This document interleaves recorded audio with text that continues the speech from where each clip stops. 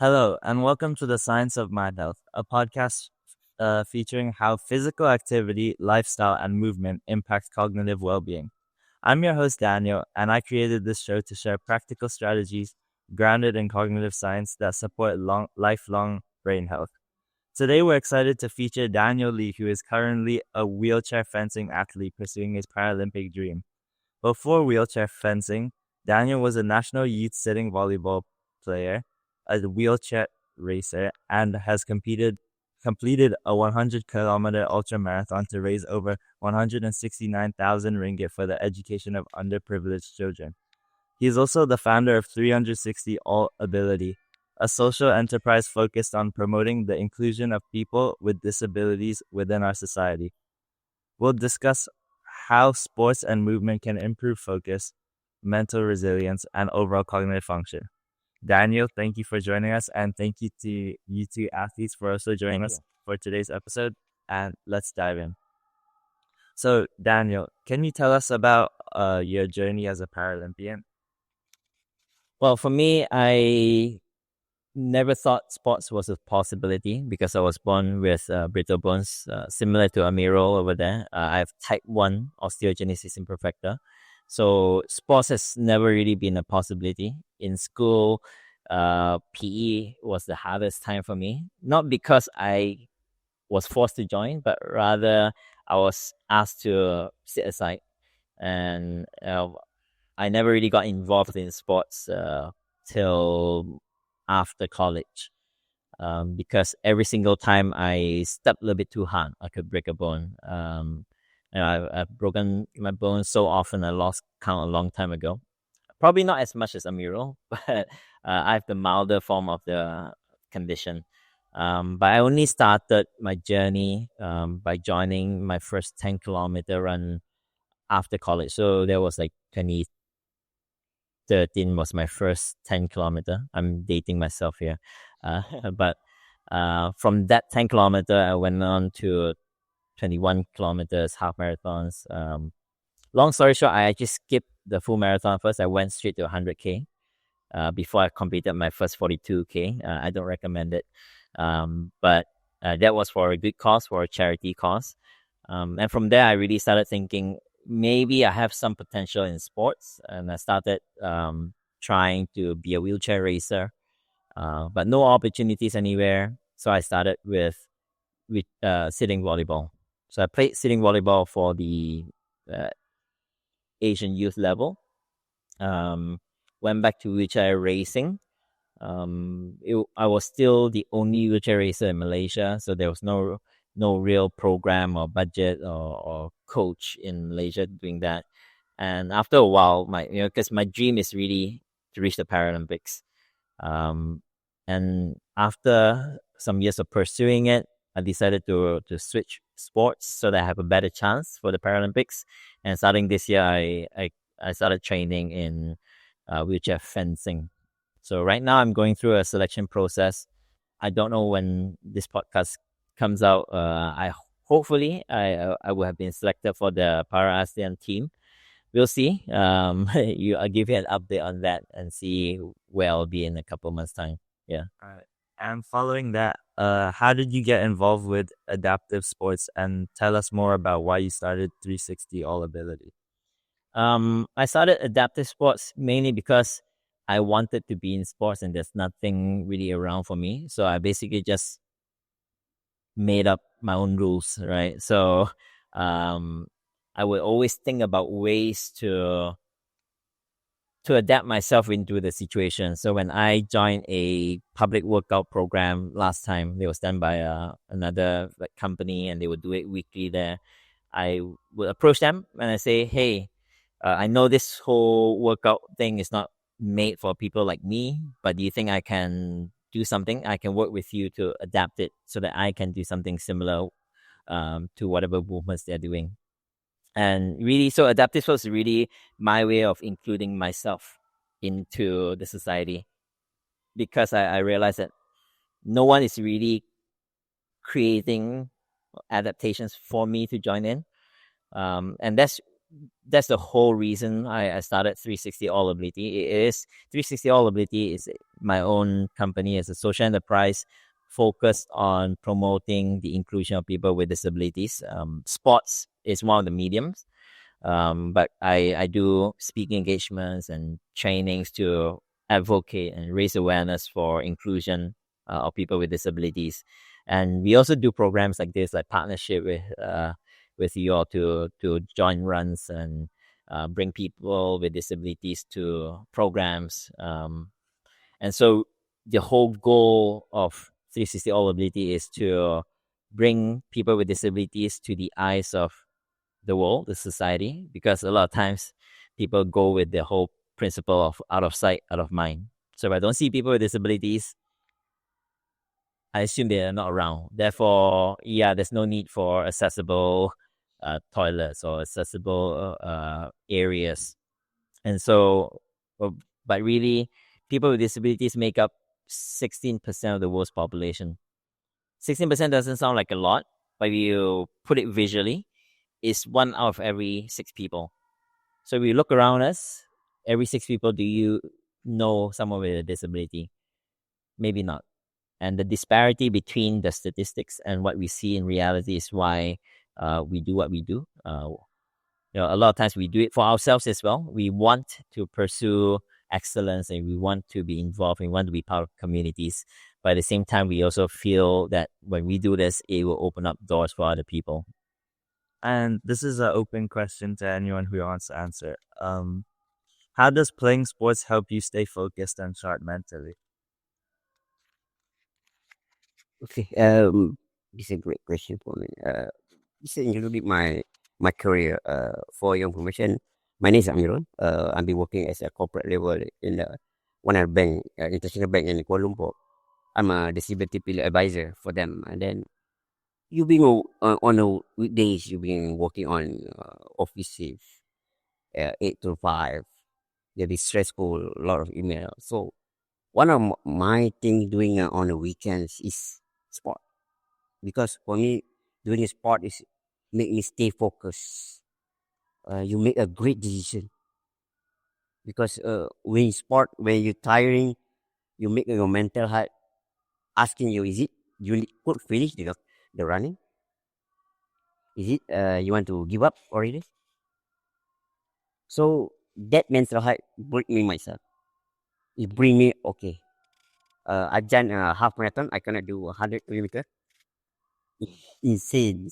You're doing 100 kilometers. So for me, my limit is 21 kilometers only, because my condition is more worse than Daniel. I'm because I have a family is very protective person, so they always protect me when I do whatever I do. I love rescue sport. I doing kayaking, ATV ride. So marathon is 1 hour.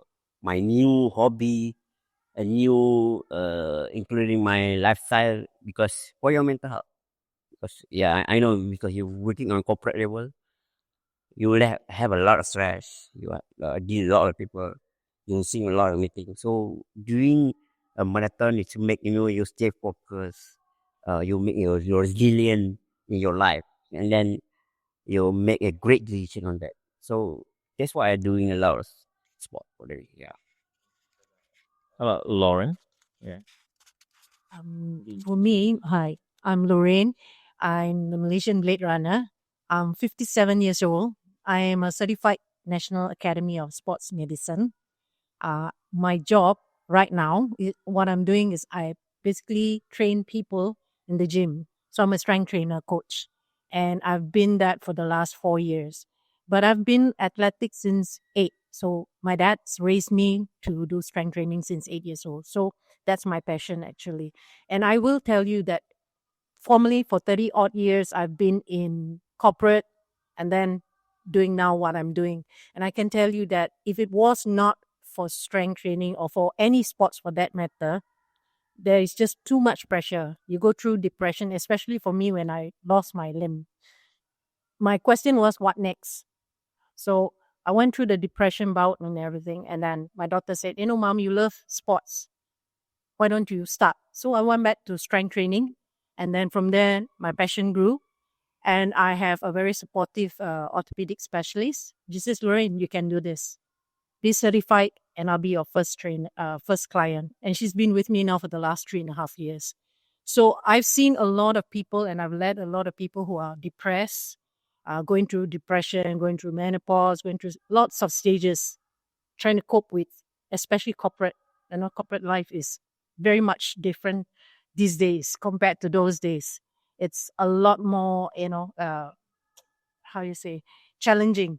So they come to the gym, all tied up, and sports, or shall I say, focusing on working out, they put everything aside for a while, and that strengthens them. They walk out with confidence. So yes, sports is very, very important, and it's been proven to help with depression. So yeah. All right, thank you so much for that. Back to you, Daniel. How can sports help improve mental well-being? Well, I did not know, Lorraine, you are 57, you mentioned. Is that? It's crazy. What? I thought you're just a little bit older than me. Wow.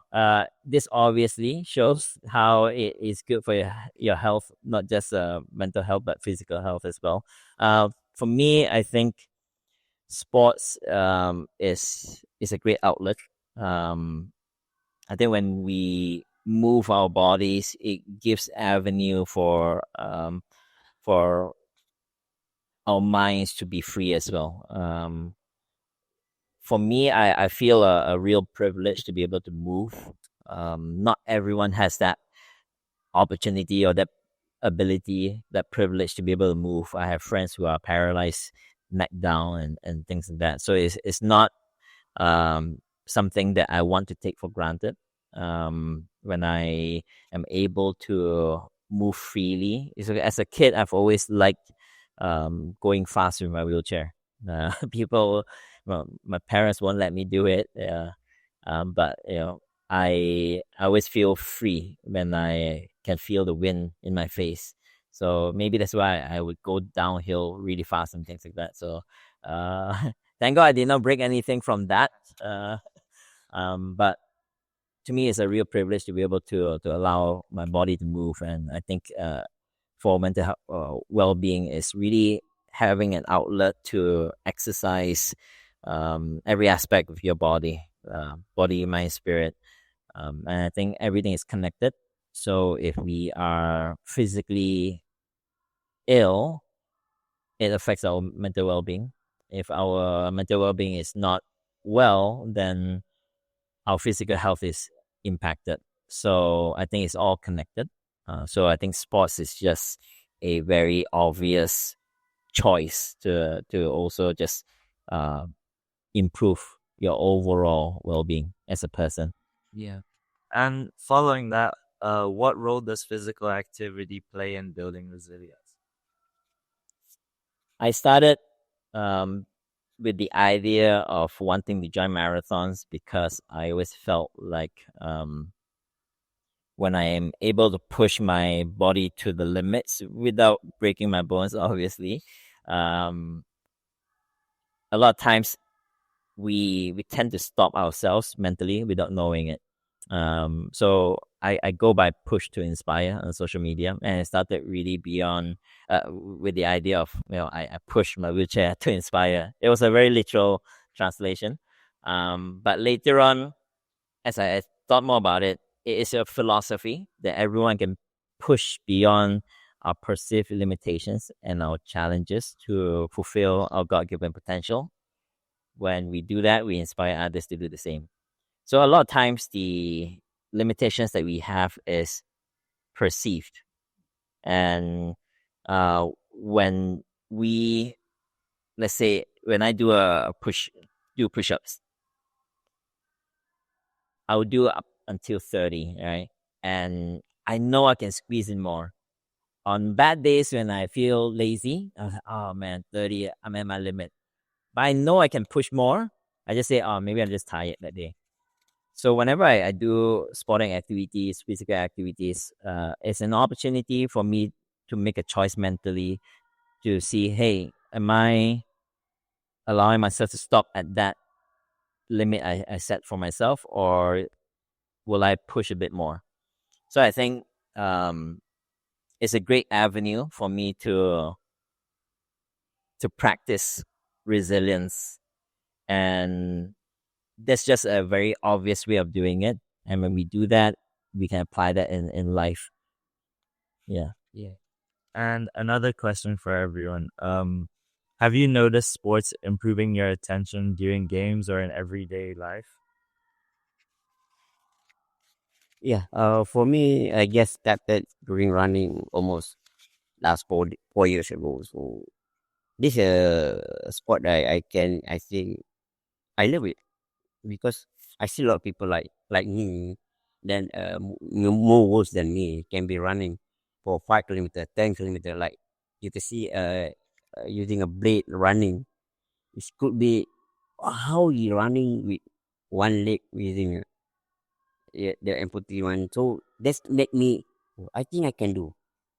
It's make me doing a lot of things like using a sport as running, maybe another sport like you using kayaking, that you never know you can do that.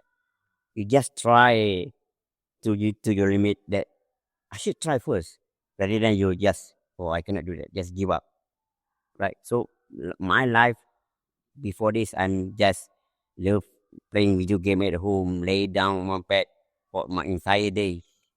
So now I still, oh, I can do more. I can serve the community. I can put myself into the community to put me to people see me. Oh, Amiru, you on wheelchair, you're running on marathon.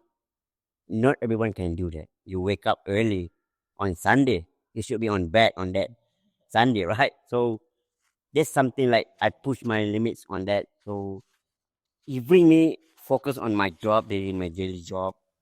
It's make me and also I bring my co-workers to with me, come join me, because we know we are successful a lot. We've been pressure on our face. So just join me in the running for 5 kilometers. Then you can feel what I feel. You make me more relaxed on your daily basis. You make your own you make a great decision on that. You stay focused. You have a good sleep. Your mental health been doing good, because nowadays your mental health, you need to be taking it off. You need to take care of your mental, no matter what, right? So for me, that I'm doing my weekly. So now I'm trying my next big move is running half marathon in Standard Chartered Marathon. This is my first time doing that. So hopefully I can do to the limit lah. Not give up. Yeah. Right. For me, how should I say?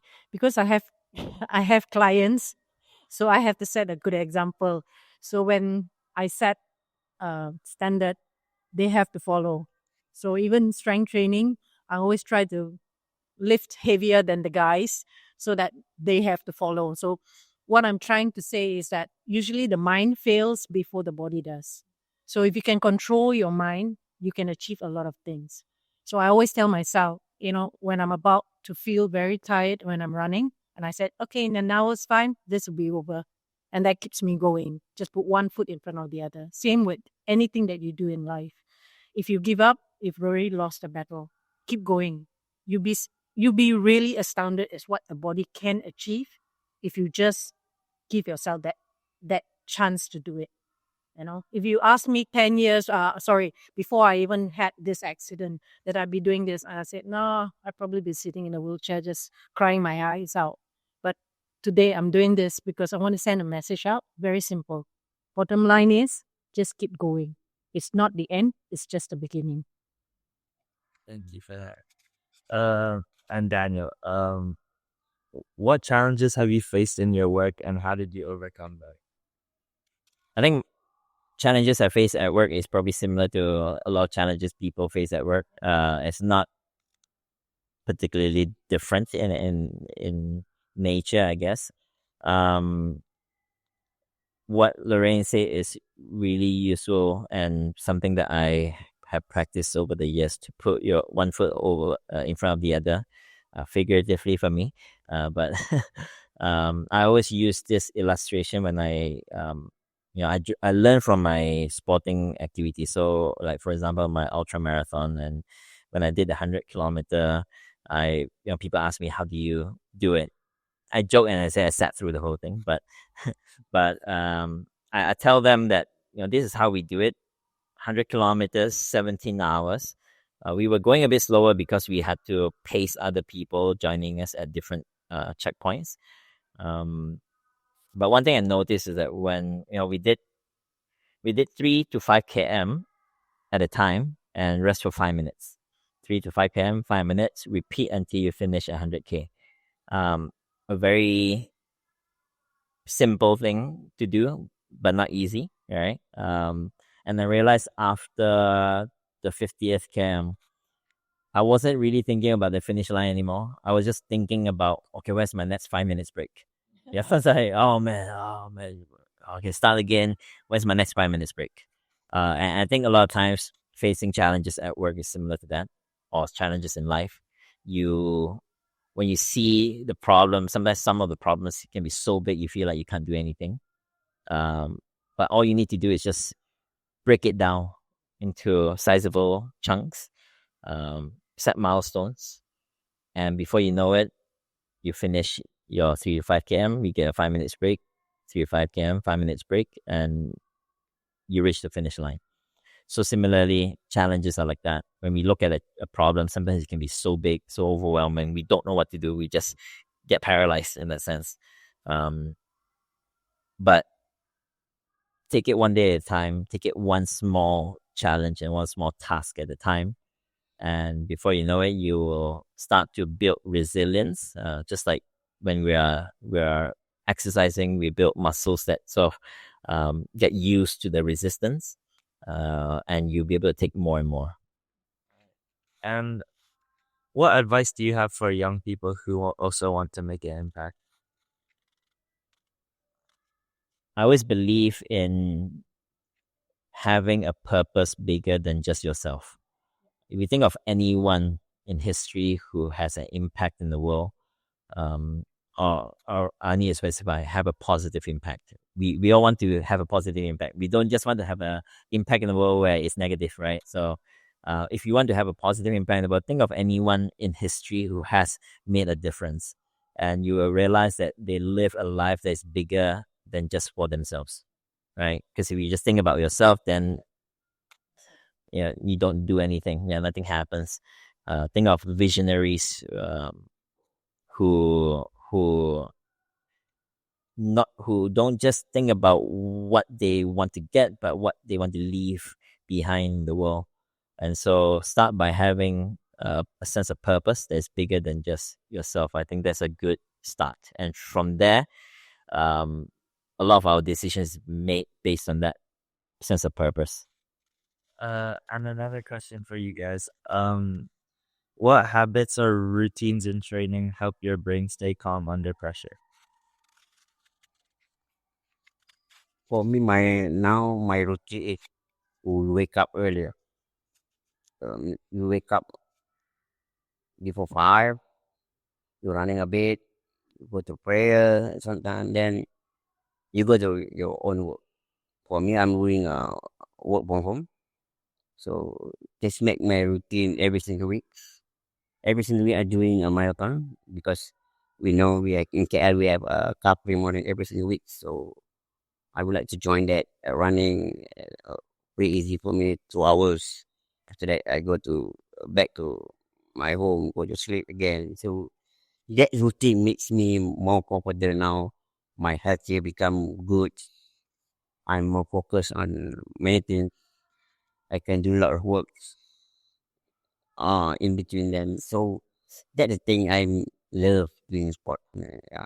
That's the one thing I love Jenny say when you being in a wheelchair or being a disability, what you want to talk to other people like me out there is, yeah, I want to bring, just go out, put yourself in the community, show yourself you have a lot of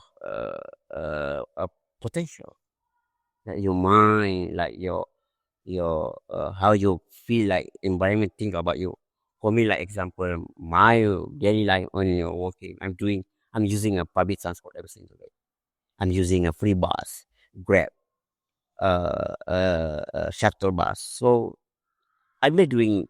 Why are people asking me why you live using a public transport? Because I want to put myself in the community. I want to people see me as normal person. I have a normal life. I love to doing see a movie and then play bowling with my friend, coffee break, learn a lot of things. I love travel a lot. I just coming back from Saudi 2 weeks ago, so that's the thing like I'm doing right now because I want to keep people like I have a normal life. I can be better than you. You can be better than me because nowadays a lot of people like they say we have mental health. We just afraid to people see you. You have a lot of uh, uh, handicaps, that. So just bring yourself to the community. Like example, a parent like I have a autistic kid, right? So I like to tell them just bring your kids to the community, bring outside, go to shopping mall, go to the park, bring people to see them as it's not like something like aliens, something like that. So that's make me more comfortable to the community. Yeah. In my case, I practice discipline. So it's 4:15 in the morning. I'm up, prep my meals. I'm out by 6. I'm at the gym by 6:30 because I open up a gym I'm actually running a gym on behalf of one of the companies, and I'm there until 8. So sometimes I have classes for the participants there. And then at 8 to 8:30, I drive to my own personal training for clients. And then I'm working until about 9:45. So I'm back home by 10:30 in bed. And then next day repeat, Monday to Fridays. Saturday is my training in the morning. And then my first client starts at 10, finishes at 6. So that's basically it. And then Sunday is my, of course, I go to church. And then I have an 85-year-old dad. I'm actually inspired because my dad started strength training at 14. So he and I compare notes on Sundays. So there's a lot of, information overload there. And and then after that, it's prepping meals for a week. So I'm very disciplined about certain things. Yeah. Thank you. And final question, Daniel. What do you hope people learn from your work in adaptive sports? I hope that people will learn that people are people, humans are humans. We're all different, but all similar as well. I think everyone should have the same rights as another human being, and so there's power in inclusion. When we lose a whole segment of population from our society, we tend to lose out, and so there's only net positive when we include people with disabilities, when we include people of diverse backgrounds and cultures and abilities into our communities. And so, it is exactly because Avenue K gave us this opportunity to join the run that and partnered with us that we are able to have this conversation. Otherwise, you would not even learn more about our community, learn more about our perspectives, right? So I hope that through adaptive sports, we can see that everyone is equal. Everyone is similar, but also different. No one is exactly the same, but everyone should be equally respected and included. Yeah, that's my hope for the world, basically. All right, thank you. And just thank you for your insights today, and thank you both for your amazing answers and inspirational stories. Thank you to our listeners for listening, and we'll see you next time on The Science of Mind Health.